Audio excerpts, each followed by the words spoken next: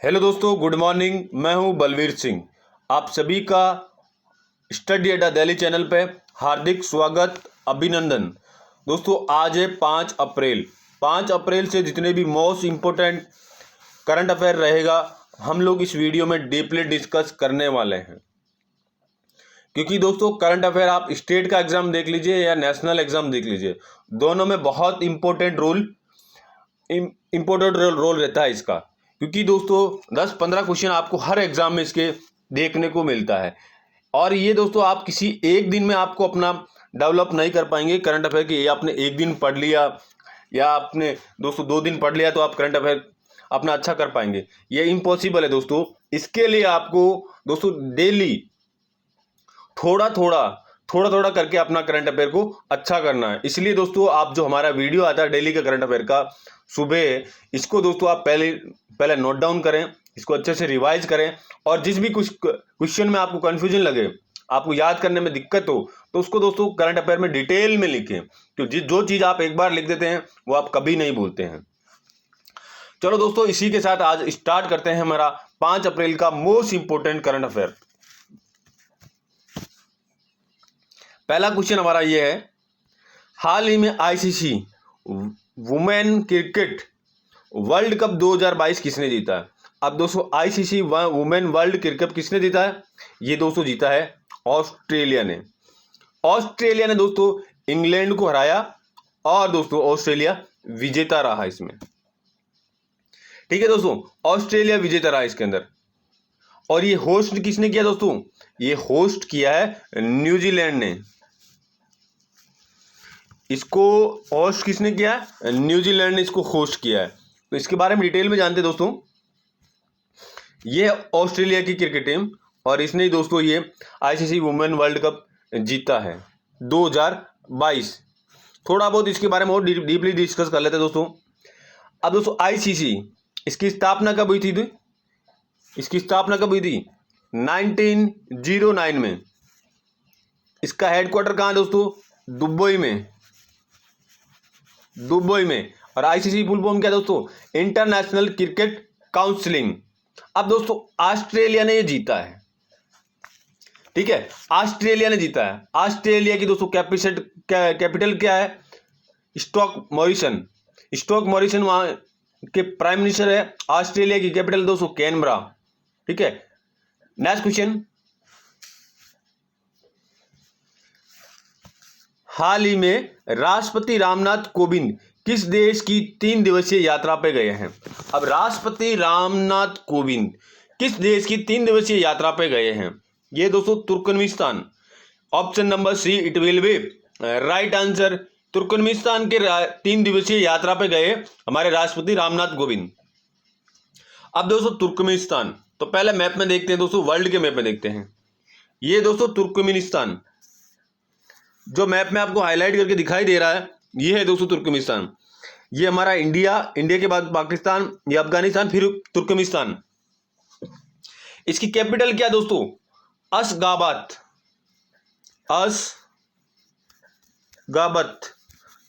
दोस्तों इसकी कैपिटल है। और वहां के दोस्तों राष्ट्रपति कौन है? गुरबानगुल दरबीमुत्सोकोद वहां के राष्ट्रपति है। और वहां की मुद्रा क्या है दोस्तों? वहां की करेंसी क्या है? तुर्कमेन नया मानात वहां की करेंसी है दोस्तों। नेक्स्ट क्वेश्चन, हाल ही में किसने किसानों के लिए brain bank loyalty card launch किया है? ब्रेन बैंक लॉयल्टी कार्ड किसने लॉन्च किया दोस्तों? एग्रोस ने दोस्तों इसका लॉयल्टी कार्ड लॉन्च किया। Option number first it will be right answer. Next question, हाल ही में कौन सा बैंक स्मार्ट हब व्यापार कार्यक्रम और ऑटो फर्स्ट ऐप लॉन्च किया है?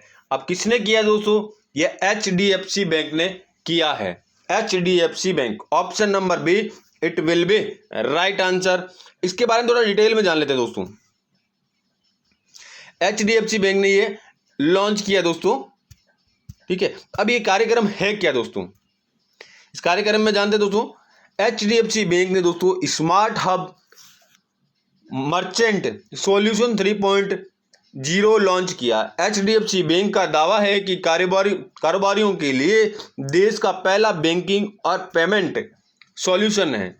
इस सर्विस के जरिए बिजनेसमैन और सेल्फ एम्प्लॉयमेंट प्रोफेशनल को तुरंत करंट अकाउंट खोलने और स्टोर या ऑनलाइन बैंकिंग के जरिए पेमेंट लेने की सुविधा होगी।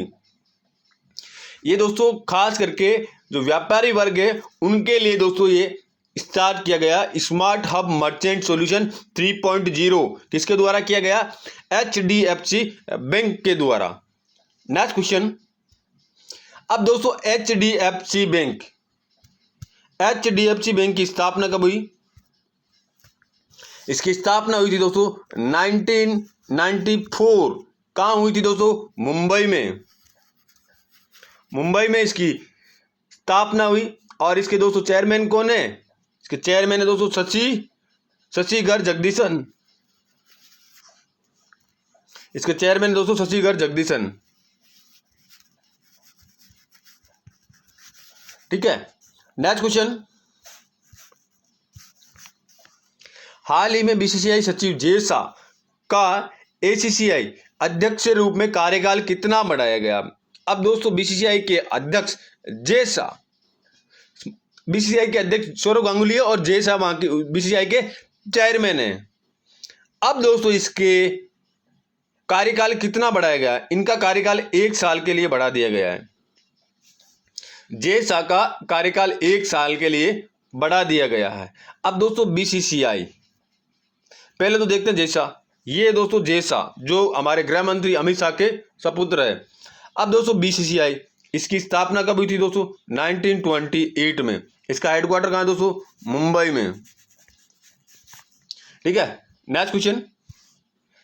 हाल ही में लोकसभा में इंडियन आर्टिकल बिल 2022 किसने पेश किया? ये इंडियन आर्टिकल 2022 पेश किया हमारे कैबिनेट मंत्री जितेंद्र सिंह ने।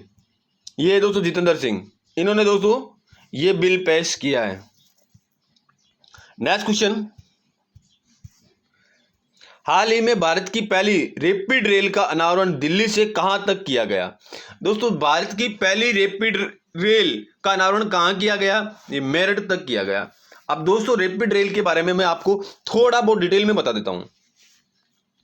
रैपिड रेल दोस्तों एक नॉर्मल ट्रेन और मेट्रो का मिश्रण है। इनका बीच का पार्ट है दोस्तों, उसे रैपिड रेल बोलते हैं। अब दोस्तों इसके बारे में थोड़ा डिटेल में जान लेते हैं।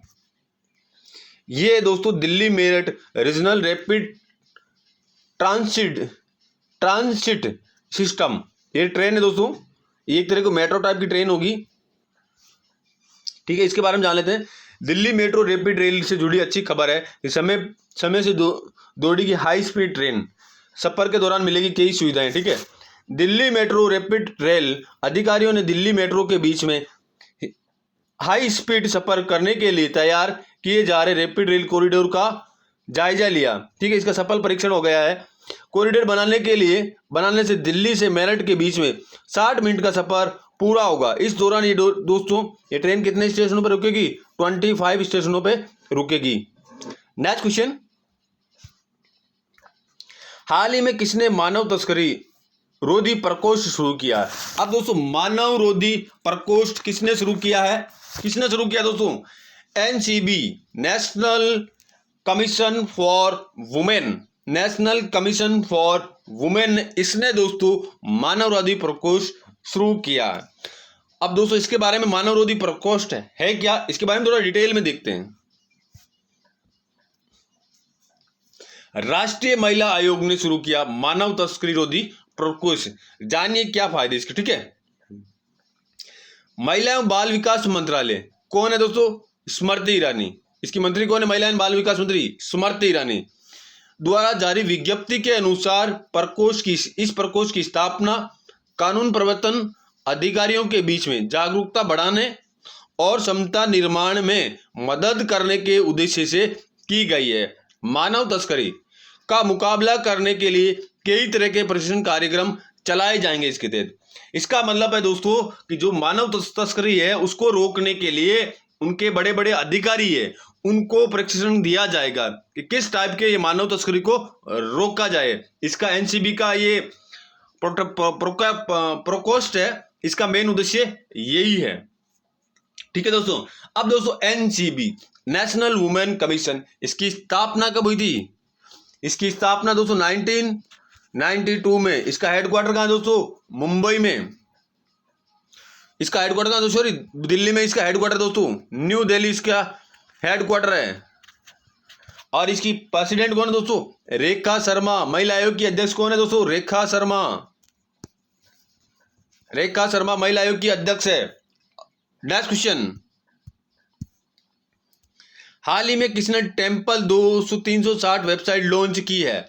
अब दोस्तों टेम्पल 360 वेबसाइट किसने लॉन्च की? हमारे केंद्रीय संस्कृति एवं विदेश राज्य मंत्री कौन है दोस्तों? मीनाक्षी लेखी। मीनाक्षी लेखी ने दोस्तों टेम्पल 360 वेबसाइट लॉन्च किया है। इसका उद्देश्य क्या है दोस्तों? पूरा डिटेल में जानते हैं। ये दोस्तों हमारे कैबिनेट मंत्री मीनाक्षी लेखी, संस्कृति एवं विदेश राज्य मंत्री। ठीक है, अब इसके बाद डिटेल में देखते हैं। आजादी के अमृत महोत्सव, ये 75 साल पूर्ण होने के बाद में अभी हर जगह आजादी का अमृत महोत्सव मनाया जाता है। इसके तहत बहुत सारे अलग अलग कार्यक्रम किए जा रहे हैं, हर स्टेट में, हर डिपार्टमेंट में, और हर जगह इस टाइप के कार्यक्रम आयोजित किए जा रहे हैं, नेशनल और स्टेट लेवल पे। अब दोस्तों इसका टेम्पल 360 डिग्री का उद्देश्य क्या है? इसके तत्वाधान में IGNCA एवं MP थिएटर, इंदिरा गांधी राष्ट्रीय कला केंद्र, नई दिल्ली में संस्कृति मंत्रालय द्वारा आयोजित एक कार्यक्रम के दौरान संस्कृति और विदेश राज्य मंत्री मीनाक्षी लेखी ने दोस्तों ये वेबसाइट लॉन्च की, मंदिर 360 डिग्री। किसने लॉन्च किया? संस्कृति एवं विदेश राज्य मंत्री मीनाक्षी लेखी ने।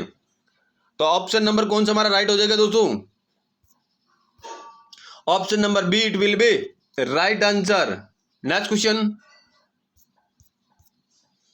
हाल ही में RBI innovation hub index startup को बढ़ावा देने के लिए किस IIT के साथ समझौता किया है? अब दोस्तों RBI, reserve bank of India, इसने दोस्तों किस IIT के साथ समझौता किया ताकि ये इंडेक्स स्टार्टअप को बढ़ावा दे सके? इन्होंने दोस्तों समझौता किया IIT Madras. Option number C, it will be right answer. अब दोस्तों इसके बारे में डिटेल में जान लेते हैं। ठीक है, IIT मद्रास इनोवेशन सेल और RBI इनोवेशन हब भारतीय रिजर्व बैंक की पूर्ण स्वामित्व वाली सहायक कंपनी ने भारत में फिनटेक व्यवसाय के समर्थन और विस्तार करने के लिए आवश्यक पारिस्थितिक तंत्र की स्थापना में सहयोग करने के लिए बुधवार को एक समझौता किया है। IIT मद्रास और RBI के बीच में एक समझौता हुआ। ठीक है, दोनों संगठनों ने शुरुआती स्तर पर उद्यमियों को अद्वितीय और विघटनकारी विचारों के साथ उसमें मान समर्थन देने के लिए भी और उनकी सेल अप यात्रा को गति देने के लिए ये करेगी। अब दोस्तों आपको डिटेल में मैं आपको संक्षिप्त में बताऊं, शॉर्ट में बताऊं कि ये है क्या। ये दोस्तों RBI और IIT मद्रास दोनों का एक मोटिव है कि जितने भी IT से जो उद्योग है उनको समर्थन करने के लिए RBI ये पॉलिसी लेके आया है। ठीक है, अब दोस्तों RBI लेके आया है और IIT मद्रास के साथ में। चलो दोस्तों आज के लिए इतना ही। ये मेरा वीडियो कैसा लगा प्लीज़ आप लाइक, कमेंट, शेयर करके ज़रूर बताइए। Thanks for watching.